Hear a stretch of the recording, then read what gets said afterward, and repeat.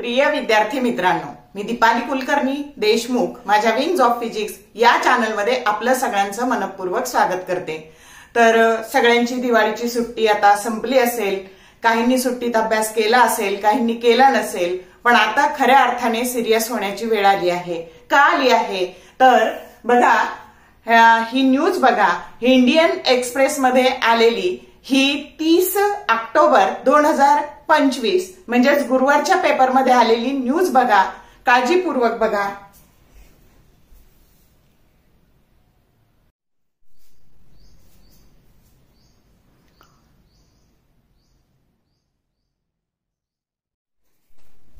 आणि ह्या न्यूज वरून आता कन्फर्म झालेलं आहे की आता आपली जी सीईटी आहे की ही वर्षातून एमएसटी सीईटी ही वर्षातून 2 वेळा होणार आहे। आणि ह्या वर्षीसाठी म्हणजेच 2026 या वर्षासाठी ती मार्च मध्ये तुमची बोर्ड परीक्षा झाल्या पहिला अटेम्प्ट असणार आहे आणि मे मध्ये दुसरा अटेम्प्ट असणार आहे। आणि त्यामुळं खूप सारे मुलं पॅनिक झालेत, त्यांना थोडंसं टेन्शन पण आलंय की रेग्युलरचाच अभ्यास नाही आणि आता लगेच बोर्ड परीक्षा संपल्या कसा सीईटीचा अभ्यास करायचा।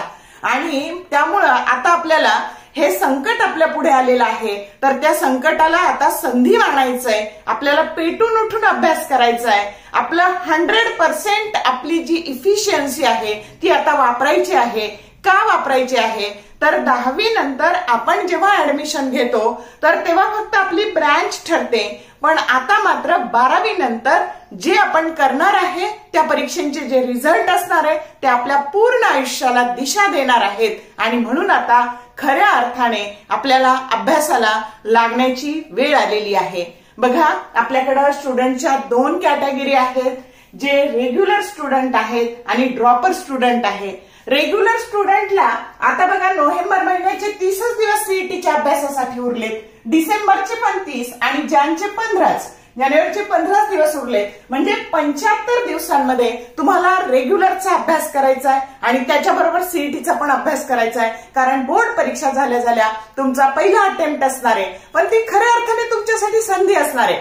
कसं काय तर त्यावेळेस जरी पेपर हार्ड निघाला, सगळ्यांचीच तयारी नसणार आहे आणि त्यामुळं तुम्ही जर थोडे एफर्ट घेतले, रेग्युलरच्या अभ्यासाबरोबर सीईटीचा जर अभ्यास केला तर तुमचा फायदा होणार आहे। तुम्हाला कमी अभ्यासात चांगलं पर्सेंटाईल मिळणार आहे आणि मेच्या अटेम्प्टला मात्र सगळ्यांनाच अभ्यासाला वेळ मिळणार आहे आणि त्यामुळं कॉम्पिटिशन वाढणार आहे। आणि म्हणून सिक्रेट असं लक्षात घ्या की तुम्ही पहिला अटेम्प्ट जर खूप फुल प्रयत्नाने दिला तर फायदा होणार आहे आणि जर त्या अभ्यासामध्येच तुम्ही मेचा पण दुसरा अटेम्प्ट दिला तर तुमचा डबल अभ्यास होणार आहे आणि कॉन्फिडन्सने तिथे पण तुम्हाला पर्सेंटाईल चांगलं येणार आहे। आणि त्यामुळं तुम्ही दोन्ही अटेम्प्ट सिरियसली द्या आणि टेन्शन न घेता प्रिपरेशनला लागा। मग आता नेमकं काय करायचं तर बघा, आपल्याला रेग्युलरचा जो अभ्यास आहे तुम्हाला माहिती आहे, सिलेबस मध्ये आपल्याला स्टेट बोर्डचंच पुस्तक असणार आहे आणि स्टेट बोर्डच्याच पुस्तकावर आधारित प्रश्न येणार आहे।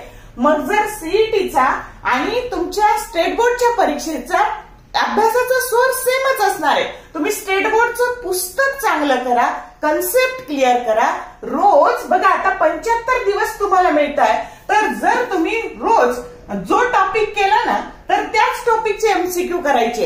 आता तुम्ही म्हणाल कुठे करायचे, कसे करायचे, तर माझ्या चॅनलवर विंग्स ऑफ फिजिक्स या चॅनलवर तुमच्यासाठी एमएसटी सीईटी 2026 ही आर्टिकल वाईज आणि चॅप्टर वाईज सिरीज सुरू आहे। त्याच्यानंतर त्याच चॅप्टरला जर तुम्ही प्लेलिस्टला गेला तर शॉर्ट व्हिडिओ आहे, 1 मिनिटात 1 प्रश्न, तर ते जरी रोज केले, रोज 10 प्रश्न केले तरी बघा तुमच्याकडे 25 चॅप्टर आहे प्रत्येकाचे। फिजिक्सचे 25 ते 26, केमिस्ट्रीचे 25 ते 26, मॅथ्सचे तेवढेच, बायोचे तेवढेच आणि त्यामुळं तुम्हाला अजून प्रॉपर वेळ आहे। म्हणजे तुम्ही घाबरून जाऊ नका, कारण तुम्ही जर घाबरलात आणि त्याने तुम्ही जर टेन्शन घेतलं तर काहीच होणार नाही। त्यामुळं तुम्ही कॉन्फिडन्स राहा। सीईटीची एक्झाम ही कशाची परीक्षा असते तर ती speed, accuracy, time and stress management आणि मेंटल स्टॅबिलिटी या सगळ्याची परीक्षा असते। आणि त्यामुळं तुम्ही स्टेबल राहा, माइंडली स्टेबल राहा आणि अभ्यासाला सुरुवात करा।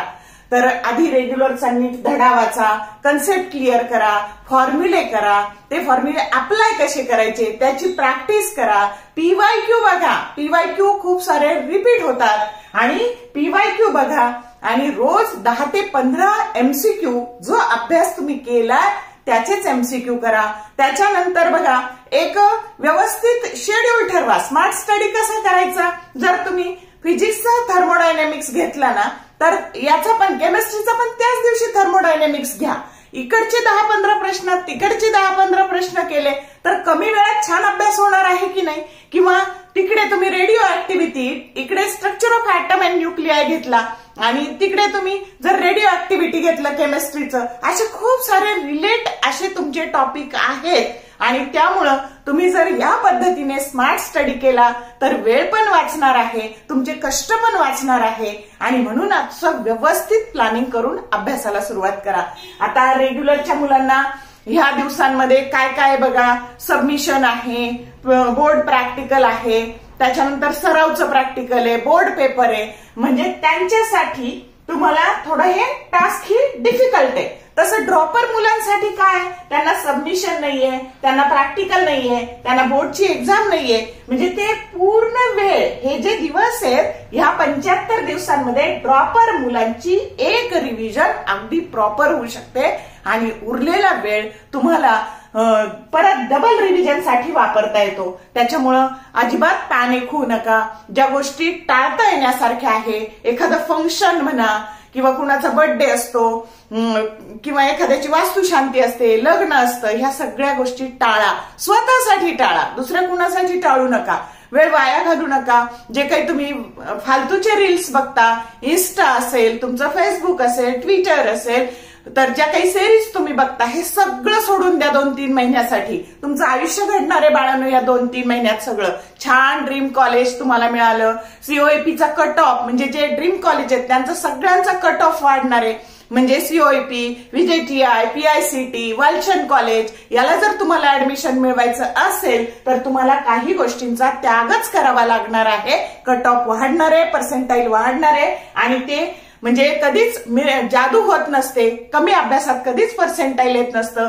त्याला तुम्हाला हे हार्डवर्कच करावं लागतं आणि त्याच्यासाठी स्ट्रेस घेऊ नका. Don't stress, make a smart study plan. एक छान टाइम टेबल बनवा, स्टडी प्लॅन बनवा आणि त्याच्यानंतर stay steady and consistent. Steady and consistency always wins the race. आणि अवॉइड डिस्ट्रॅक्शन, म्हणजे जे निगेटिव्ह बोलणारे मित्र असतील, फालतूच्या चर्चा असतील, फोनवर मित्रांची तास वायफळ गप्पा मारत असताल तर ते बंद करा.